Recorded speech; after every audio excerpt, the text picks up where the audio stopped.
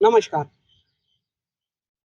नगरपालिका निवडणुकीचा रणसंग्राम अमरावती जिल्ह्यात इतर तालुक्यात संपला असून अंजनगाव सुर्जी तालुक्यामधील अंजनगाव सुर्जी नगरपालिका निवडणुकीत येणाऱ्या 20 डिसेंबरला मतदान होणार आहे. आपल्यासोबत अंजनगाव नगरपालिकेसाठी MIMचे अधिकृत उमेदवार श्री विनीतदादा डोंगरदिवे जुळलेले आहेत. विनीतदादा डोंगरदिवे हे या अगोदर सुद्धा नगरसेवक आणि नगरपालिका सभापती म्हणून राहिलेले आहेत. त्यांची काम करण्याची पद्धत ही लोक विकासाभिमुख असून त्यांनी आपल्या कामाच्या अनुषंगाने एक वेगळा आपला चाहता वर्ग, मानणारा वर्ग निर्माण केलेला आहे. या निवडणुकीत ते कोणता उद्देश ठेवून उतरलेले आहेत ते आपण त्यांच्याकडून जाणून घेऊया. नमस्कार दादा. नमस्कार. आणि आता जे तुम्ही या निवडणुकीत उतरलेले आहे, ते तुमचं काय विजन ठेवून या निवडणुकीचा तुम्ही रणांगणात उतरले आहे? माझा यामागचा उद्देश हाच आहे की भारतामध्ये संविधानाच्या माध्यमातून लोकशाही अंगीकृत केल्या गेली आणि लोकशाहीमध्ये स्थानिक स्वराज्य संस्थेच्या माध्यमातून स्थानिक जनतेचा सहभाग व्हावा आणि स्थानिक जनतेच्या समस्या सोडवण्यासाठी स्थानिक पातळीवरच्या नेतृत्वामधून त्या समस्येचं निराकरण व्हावं, या उद्देशातून या स्थानिक स्वराज्य संस्थेच्या निवडणुका आहेत. आणि हाच उद्देश लक्षात घेऊन या स्थानिक पातळीवरच्या समस्यांची जाण माझ्यासारख्या एका कार्यकर्त्याला या ठिकाणी आहे.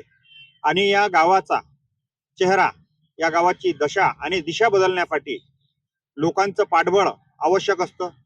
ते या निवडणुकीच्या माध्यमातून मिळाल्यास मी नगराध्यक्ष पदासाठी उमेदवार म्हणून या ठिकाणी इच्छुक आहे. आणि माझी जनतेला विनंती आहे की या पदावर मला त्यांनी निवडून दिल्यास या गावाच्या विकासासाठी सर्वतोपरी प्रयत्न करण्यासाठी मी या निवडणुकीला उभं राहण्याचं ठरवलं आहे. आपण पाहतोय अंजनगाव आणि अंजनगाव सुर्जी असे दोन इथे विभागलेले आहेत. आणि इथे सर्वात मोठी समस्या जी आहे ती स्वच्छतेचा अभाव मोठ्या प्रमाणात दिसून येतो. रस्ते, सांडपाण्याची व्यवस्था, पाणी याची समस्या आहे. तर तुम्ही या अगोदर सुद्धा नगरसेवक आणि सभापती राहिलेले आहे. त्या अनुषंगाने तुम्ही जनतेला काय आवाहन करू इच्छिता आणि काय मूलमंत्र देऊ इच्छिता की त्यांनी तुम्हाला निवडून द्यावे?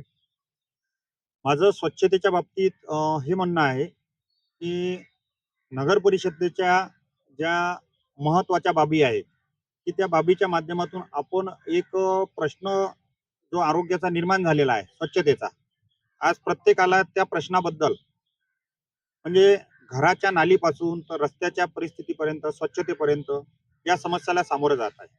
एकीकडे स्वच्छ भारत अभियान राबवलं जात आहे, परंतु खेदानं नमूद करावं असं वाटते की भारत तर दूर राहिला, पण नगर परिषदमध्ये इतक्या मोठ्या प्रमाणात पैशाची तरतूद आहे, निधीची तरतूद आहे, एवढं असताना परिसर अस्वच्छ आहे, रोगराई आहे, वेगवेगळ्या प्रकारच्या समस्यांना आरोग्याच्या बाबतीत जनता सामोरं जात आहे. शौचालय हे निकृष्ट दर्जाचे आहेत सार्वजनिक, त्या ठिकाणी पाण्याची व्यवस्था नाही, स्वच्छता नाही, कंपोस्टचं योग्य व्यवस्थापन नाही. स्वच्छतेच्या बाबतीत स्वच्छता कर्मी हे ज्या फ्रिक्वेंटली स्वच्छतेसाठी यायला पाहिजे, घंटागाड्या यायला पाहिजे, घंटागाड्यांचा या ठिकाणी रोड मॅप अजून निश्चित नाही. तर या अनेक समस्या या ठिकाणी व्यवस्थापनाच्या म्हणजे आपण काय म्हणू शकतो, अव्यवस्थेमुळे झालेल्या आहेत. म्हणजे सगळ्या गोष्टी उपलब्ध असताना प्रशासक राजामध्ये फक्त नोकरशाही म्हणून या ठिकाणी कामकाज पाहायला गेलं. आणि जिथं नोकरशाही आहे तिथं लोकशाही नसते. आणि लोकशाही या माध्यमातून प्रस्थापित आता निवडणुकीद्वारे होणार आहे. तिथं स्थानिक स्वराज्य संस्थेत माझा स्वच्छता बाबतीत हेच म्हणणं आहे की अंजनगावचं नाव संपूर्ण विदर्भामध्ये यापूर्वी स्वच्छतेच्या बाबतीत एक नंबर होतं. तो पुन्हा एकदा बिरुद, तो मान सन्मान मिळवून देण्याचा माझा प्रयत्न राहील.